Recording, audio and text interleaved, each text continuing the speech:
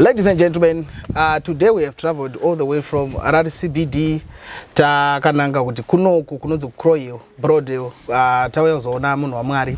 There's a lot of stuff munhu waMwari tisatapina mnyaya regai nditi moresai vatereri vatareri vose tinokukwazisai nezita ra Jesu Kristu. Amen. All right. So, if I'm not mistaken, munonzi Prophet Brighton Admire Mugayi, yes, right? Yes. All right. In brief, Prophetic, there's a lot that it dawns out. But okay, before we go into that, tingade uzia like kuti makatanga say, just in brief, tisatanya zoshka pa mongo, panezu zati attract that zoshka pana. Okay. Basa rangu mara rakatanga 2006.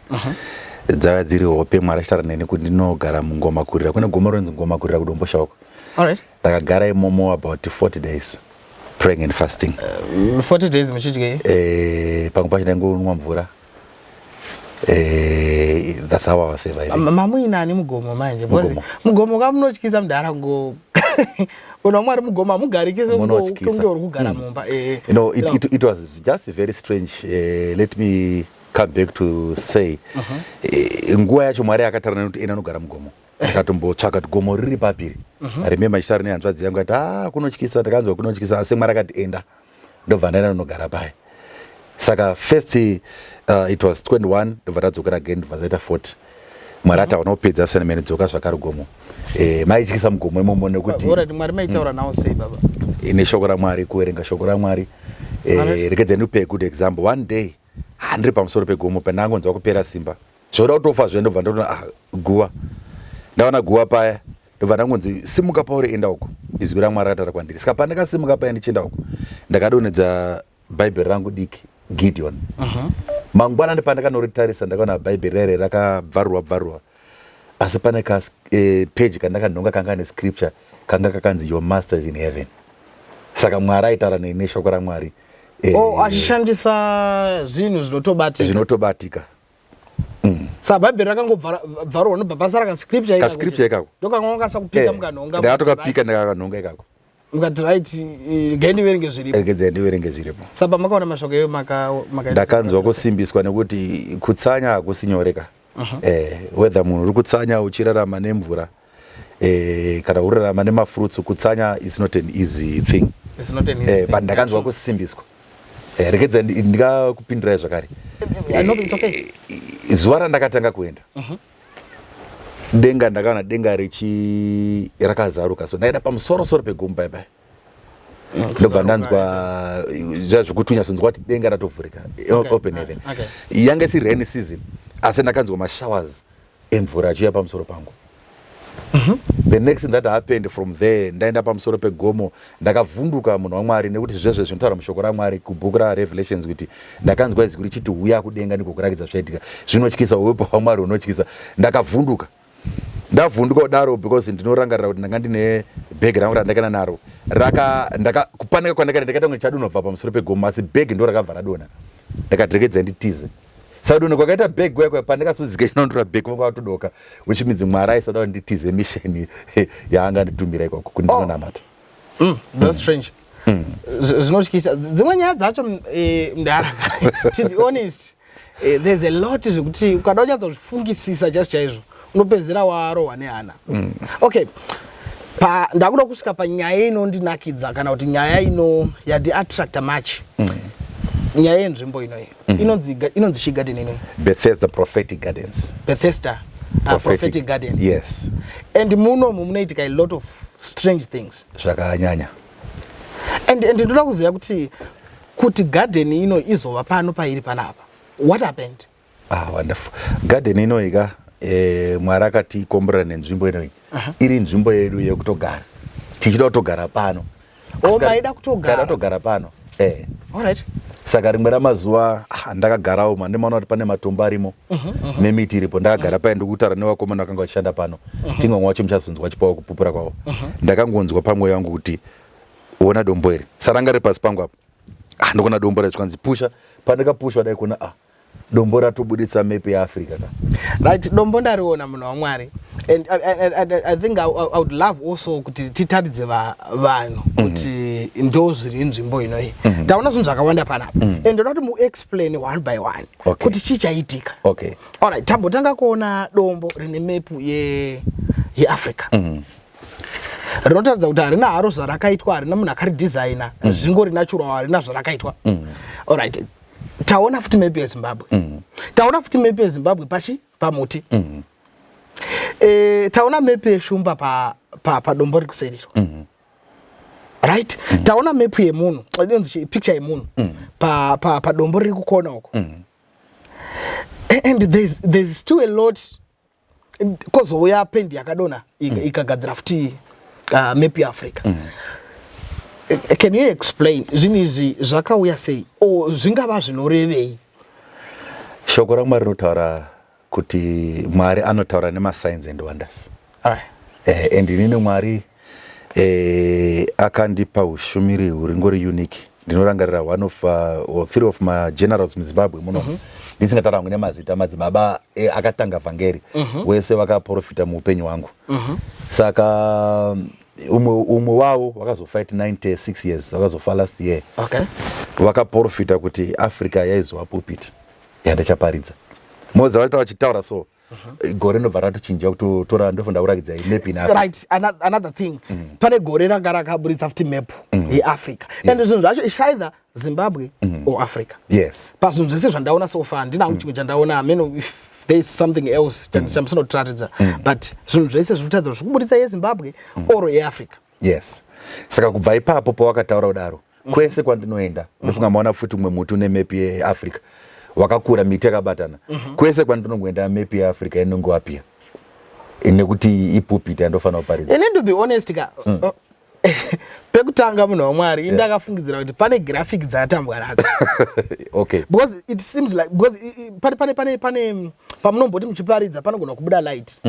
So ndichitanga kuona ari mapictures ati aiwa graphics dziri kudi pane zviri kutambwa, pane vakomana vari kutamba negraphic panapa. Because there's a lot like pane panombobuda pakambobuda futi face inenge yemunhu. Nganingoti yemunhu pagore when he was preaching. Yeah. And then yangofunga maybe it's just graphics. Pane dziri kutambwa.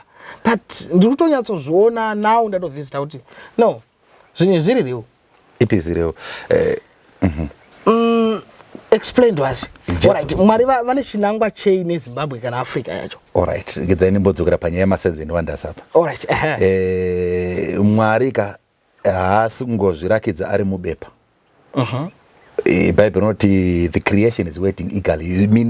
Muka nezvinhu zvese izvi ecosystem yese iri tori mukushungurudzika kuti vana vaMwari vachabuda riniko, vachamanifesta riniko.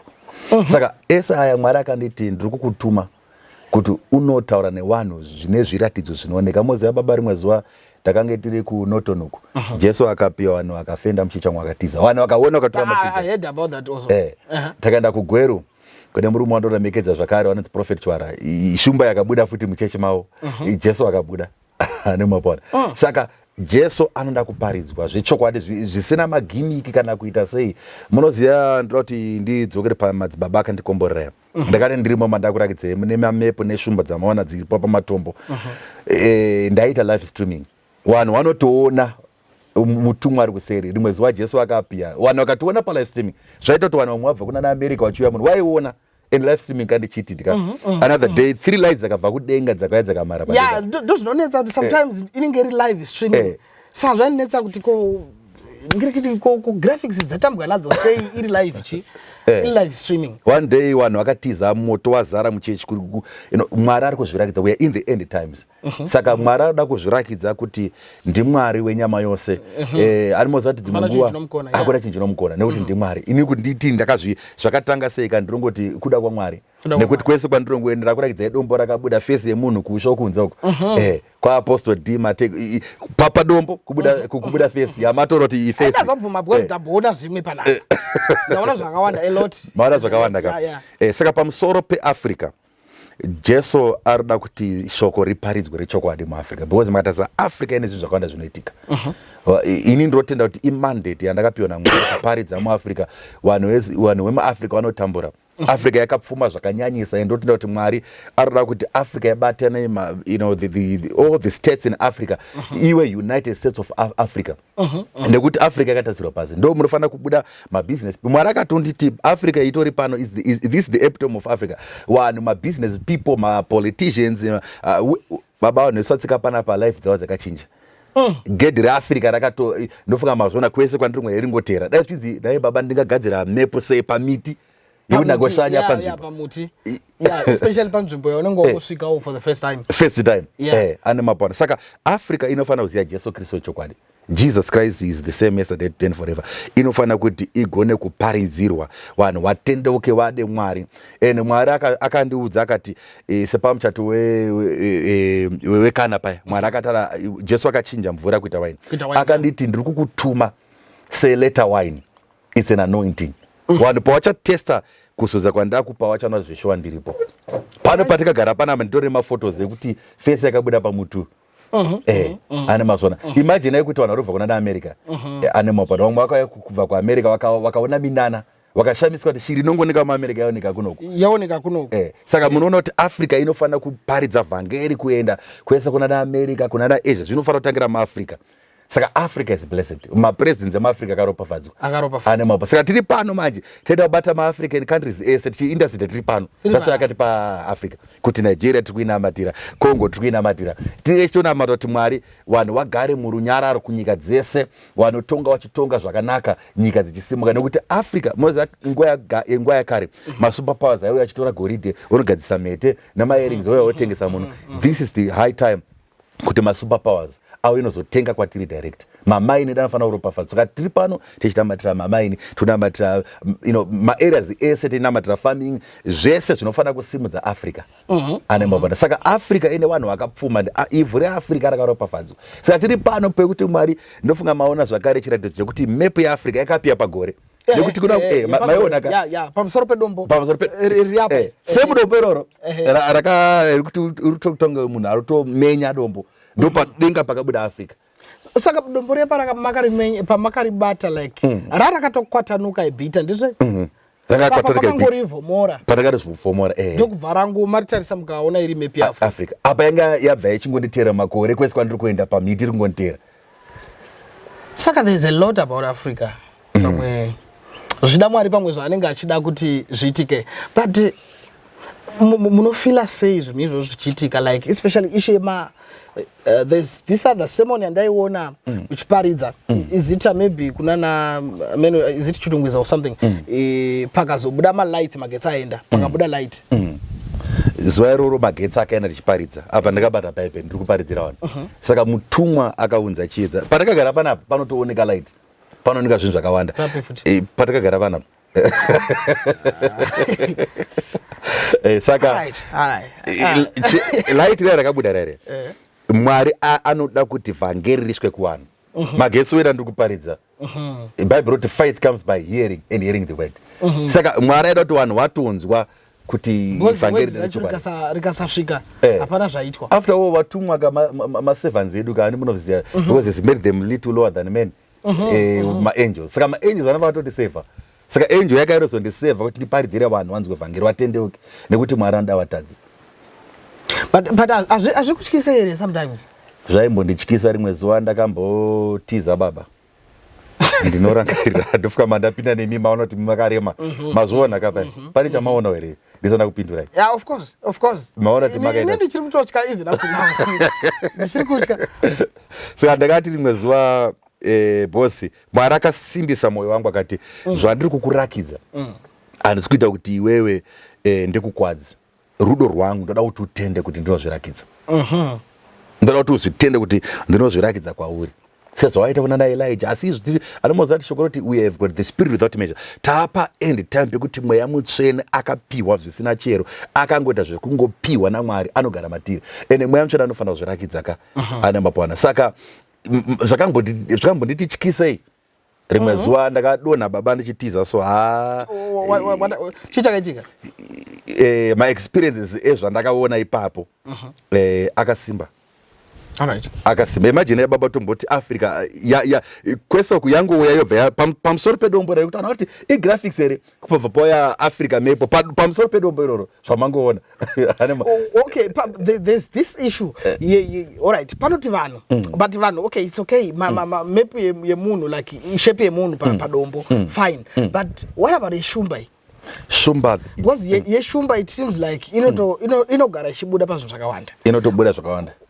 What is it? Is no reve kuti Shumba inenge chingobuda buda. Regedza ndimbokuudzai kuti my experiences rimwe zuva taenda kudombosha ndina umwe varume vakavhunduka kuna face Shumba chibuda itoripo iyoyo inotorakidza nemvere dzacho iripo nemaziso yakatariswa dai ndakanoparidza kushoko nzoko cheche saka mhanya kuda Shumba yakatariswa ndai ndanoparidza kugweruko Shumba yakabuda ano mazona pana madzona maona Shumba rimwe zuva ndiri kugerwa nababa mira rese kuchinja kuita Shumba akavhunduka so baba Jesu Kristu is the Lion of tribe of Judah. Shumba inozika nekutonga inotonga anema saka Jesu ari kutonga patiri. Munhu akada Jesu anozvirakidza, munhu akada Jesu anozvirakidza, nyika dzakada Jesu anozvirakidza. He is the Lion of tribe of Judah. Wow. And Jesus wants us to roar like him when it comes to preaching. Bible, we are not ashamed of the gospel.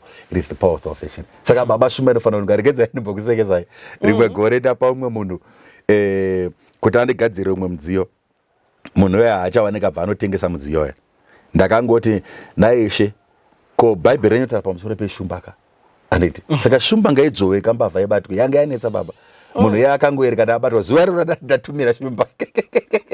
Muri kuti munhu akanga mamampa gadget kuti akugadzira ndobva agodisapia akabva aitengesa ndobva adisapia but munhu iye ndataura sezuva racho kuti Shumba yerudzi rwaJudha ngaibate munhu akabatwa baba zvizokutamba nazvo baba akabva abatwa ipapo ipapo munoziva zvazvinoita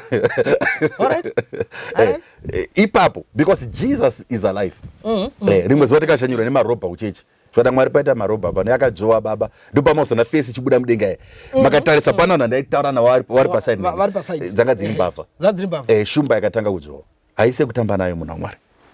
Wow. Jesu haase kugotamba zviri strange very scary and I think personally I think ndinokwanisa kumirira zvinhu zvakadaro handikwanise kunyatsomira kuti ndatomira zvinhu zvakadaro handikwanise but pamazvoona manzwa sei because ndandine mika handizonyanya kuvhunduka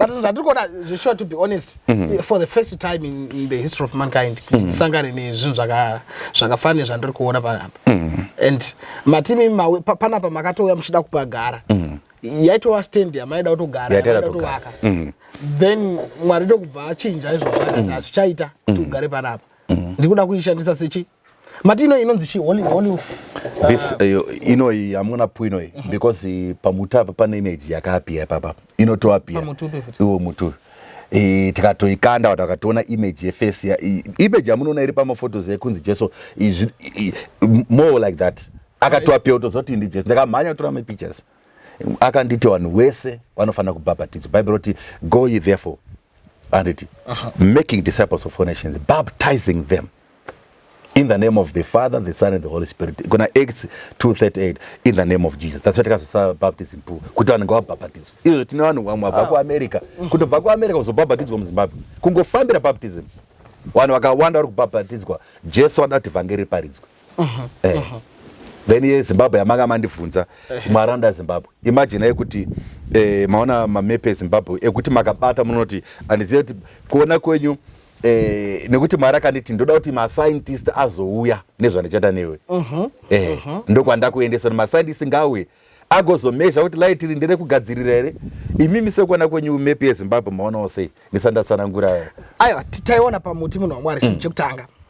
Chechitu taiona padombo. P3 tazombeona P3 pari rimwe dombo futi rekuseri rine but matombo aya chinhu chandandichida kunyanyotarisa pamamuchindudza nyaya idzi ndachida kunyatsotarisa kuti haana kuvezwa here matombo aya ndochinhu chandandichida ndosaka manotoda nyaya yekutarisisa sitora time yakareba chitarisa because ndaida kuona because nowadays hauzoziye unonyeperwa unzano dombo takazoda iro rakavezwawo zvaro so ndaona kuti dombo zveshuwa and mamwe acho like mamutokwatanura ime paafrica yeye matoridzorera pamakari kwatanura kanyadzoona zveshuwa ndo parangarira rati kunyatsogara zvarinofana zvaranga rakaita kudhara. Yeah, I think it's interesting. Saka matombo aya manje rimwe ramazuva da kuti ndikupei nhoroondo. Ndanonga dombo rere. Ndabva dombo mweya muchena ati ndinonga dombo iri. Ngatisaka kuti Jesus is the rock of ages ka. Anongoita anything. Ndadonga dombo paya. Ndakarikanda ka. After few days mweya muchena bvadzoka dombo iri wakarirasirei. Enda kunonga so baba kuna maybe Zimbabwe. Ndori biracho ndo kutanga rekusere iri mukati right iroro ndari nonga dombo rere nakati arina basa dombo rekedza ndingorisiya pasaidi ane mapona ndobva ndazorakidzwa zvikanziona mutu kutarisa kudai kuna same dombo rere shepe padombo eZimbabwe ndo same shepe iri pamuti rimwe zuva ndikufamba nevamwe mufundisi utodriver patori nechinhambwe chakakura meters away mweya muchena bva nditi pane dombo repamatombo rapa ina noritora izvozvo kutarisa kudai sokuna dombo pane mamwe matombo baba kusimudza sikuona maybe eZimbabwe riyari ramazona useri samwari vane zvavanozotaura neme here after kuona something like that. Yes, Zimbabwe is in the hands of God. Makatarisa maprophecies ese andakapa pamusoro peZimbabwe ese akaita come to pass. Zvese zvakaita come to pass, the inauguration of our president, whatever happened up to now, all things they came to pass. I believe that zvese zvakaita come to pass kuti makatarisa even bomba rekubhulawa ndakari paprophecy. Mwari it's another issue. Mama one ndara pa. Mwari anditi mama zvinzwa ina. Ndiyana kamuzeza. Mwari ndira kuchengetedza. Pa prophecy yekubhulawa yebomba. Besiya. But mama ndinazvo mama anzwa. Ayo, boss prophecy ndinoti pepsa zvetika. Mwari akati ndira kuwachengetedza wana. Ndira kuwachengetedza.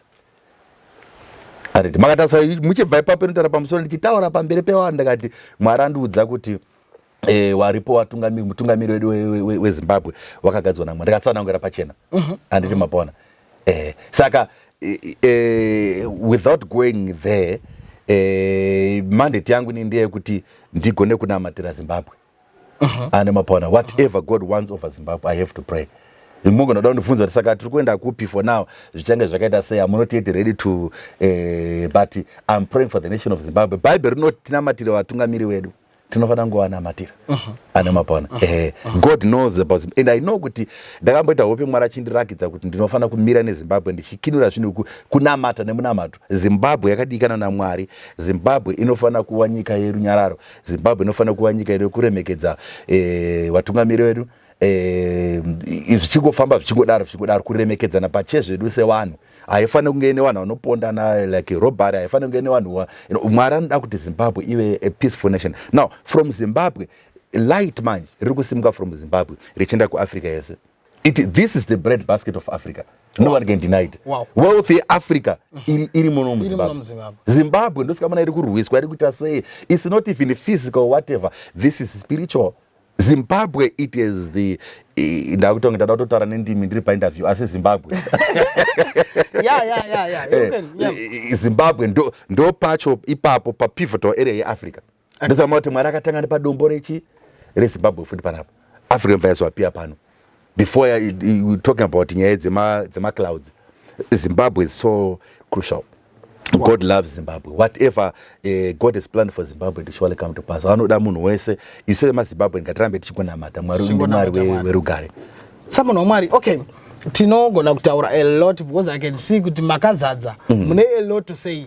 But okay, just in short, chicha mungade ngotaura kuvanhu vakateerera izvozvi and munowanika sei mune zvimwe zvamakaronga here zvinenge maprayer something or even vanhu vanokwanisa kuda kuona maybe vanoda kuwana deliverance because I've seen this other video yamakamboita yemumwe murungu aigara chitukuza anonzi because ndikuti aigara because achagara yes but chinhu chinondinetsa there's a video yakaitwa I think unana May 7 May I think 7 May yeah exactly 7 May and that video indakazoiona ndatozoziya murungu iyeye after pane zvatoitika kwaari then pandakazoona muchimudeliver by 7 May but zvakazoitika zvokumberi manje apa 2 months or 1 month ago iye zvinezvi is no longer there pakaitwa deliverance iyoyo pakazongoti garwei iye zvinezvi is somewhere basa racho riri kutomutsvaga as we speak. Ari kutsvagwa nebasa, ari kutsvagwa nevanhu, ari kubatsirwa, ari kuwana help and stuff. And the day I met him, he mentioned your name actually. Achitaura pamusoro penyu, but inini because ndasizoti ari kutaura nezvei, because ndasandaona video, ndasanaona zvandandaona.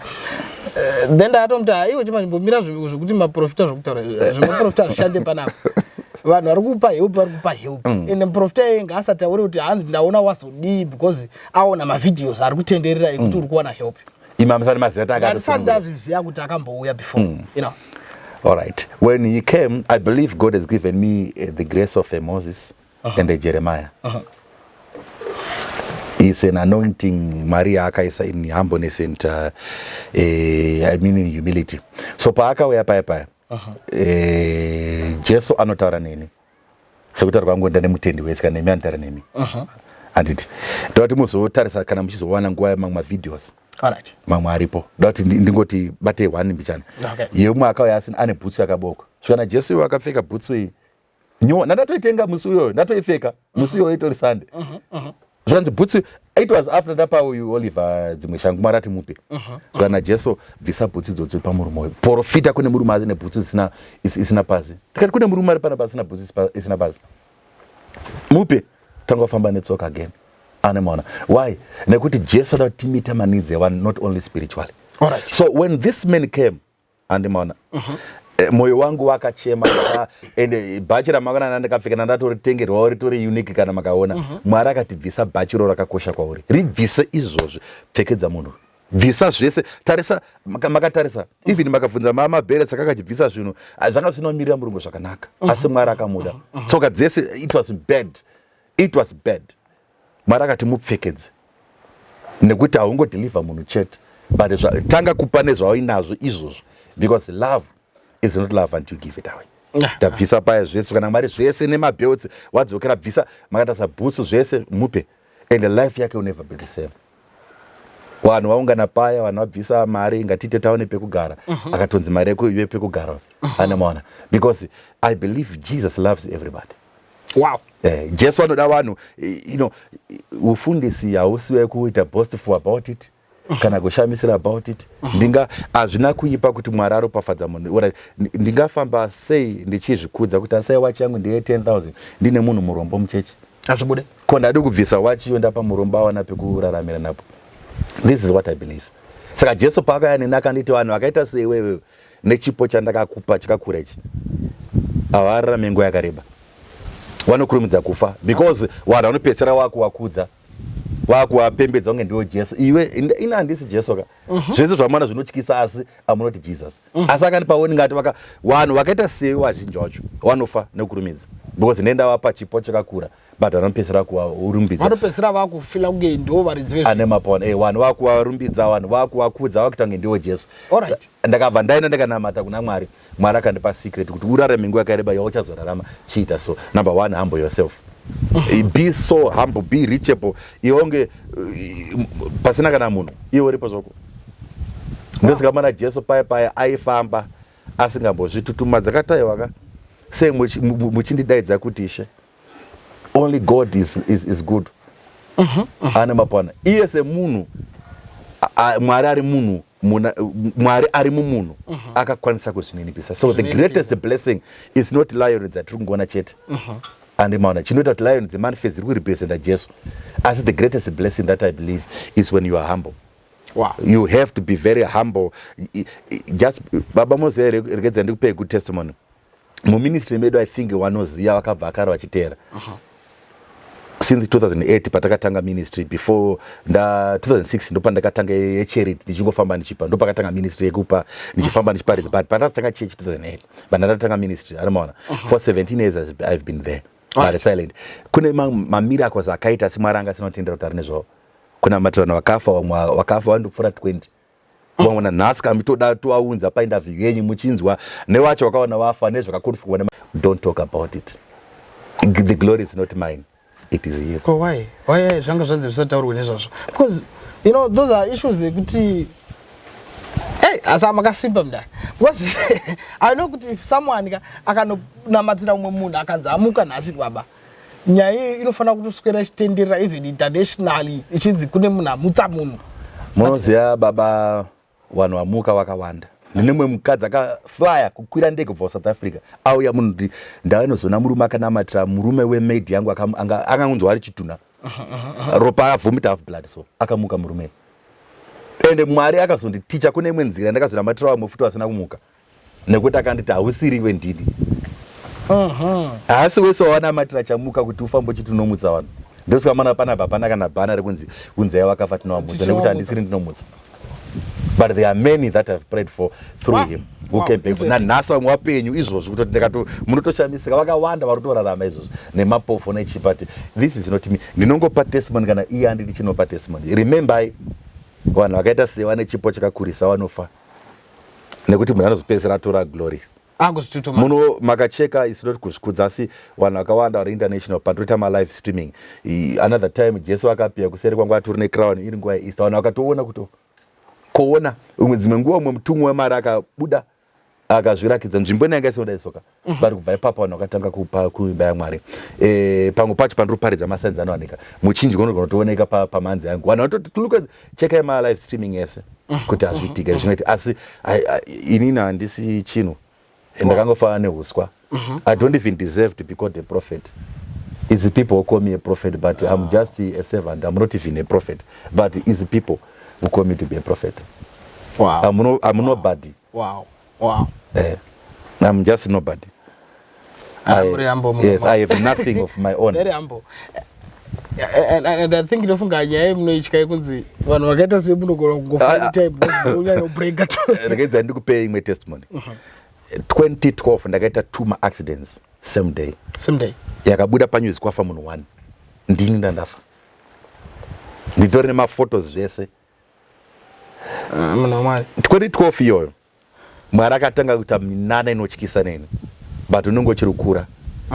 Saka that side pane disobedient yekuti Mwari akanditi zvimwe zvinhu zvekuti Mwari anoudza kuti rati nhasi unofanira kutsanya uregedza kana nhasi auswenda kwakati kuti regedze ndiende. Saka it was a sign of disobedience kills. Baba ndakaita 2 accidents same day. Vanhu vakauya kuzonditora vakayonozonditora takudzoka nawo. Mota tanti naye yanga iri Honda Fit. Ingwa yacho you know my brother ndaito I respect him so much. Waya nemumwe munhu waMwari andoremekedza. A general of kutaka kudzoka baba mota yakapinda pasi pegonyeti. Ina number accident pekutanga. Page 2 tatefut accident. Ndakajamba from back seat ndokutara kunoita vanhu. Ndakanorowera pa screen. Makatasa apa pane ma sports aripo. Ndakabudisa musoro nepa screen paya. Waiti ini chakandazoona paMwari pandidzokera panyika unoparidza vhangeri rechokwadi umutsa wakafa. Ndakaona physically ndine buri pamba neburi pasenda. Buri raibuda ropa soro chijuja so. Apa vanhu vamwe vakutochema kuti munhu ato and zveshuwa it was confirmed. Munhu awerora aichema kuti ndauraisa munhu. But Mwari akanditi ndakaona denga ravhurika so baba pachena. Ndasamwati zvemagimiki nechaiwa titende munhu ngaaparidze chokwadi. Mwari akanditi go back and preach the truth. Makacheka messages angu yes they are light on they send on Christ. Go back and preach the truth and raise people from the dead. Saka chinosimudza vanhu vakafa pandangaro dzavo kuparidza chokwadi hakuna chimwe kunze kwechokwadi. Apana chimwe. Zvekunzi munhu azonda kwakati tsvaka mushonga aiwa munhu ndinoda kuti kana zvichizoita muzokanda mavidheos amaona ndichinamata rimwe zuva palive moto uchipfuta kutanga imba ichatsva uyo 1 uyo 2 moto ukupfuta. Ndofunga maona 3 akabva kudenga ya. Vanhu vaitoona richibva kudenga richiuya pamusoro. It is our Lord Jesus Christ. Wow. Saka munhu akazvipa kuna Mwari ari hamba asingazvikudzi akangozviita you know I'm just but a servant. Oda Mwari oda vhangeri oparidza chokwadi. I'm telling you God will do wonders for that person. Akada varombo. Wow. Do you know what I lost my parents some years back? Ndirudi ngoma kura kwanachita Mwari ndobva ndaona vatumwa vacho vakati ndichakupfekedza. Saka ndinotorwadziwa ndinotobvisa suti iyo ndakaona munhu achitambura kana ndisina chekumupa ipapo ndotomboti ndanotengesa uwane kurarama ndo vhangeri rechokwadi.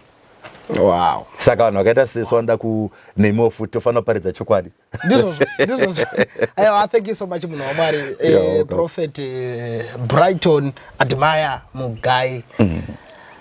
It was a nice time having you, and I think tichasangana futi next time tichiona futi mamwe matombo. Aiwa, makasunungura. Miracles.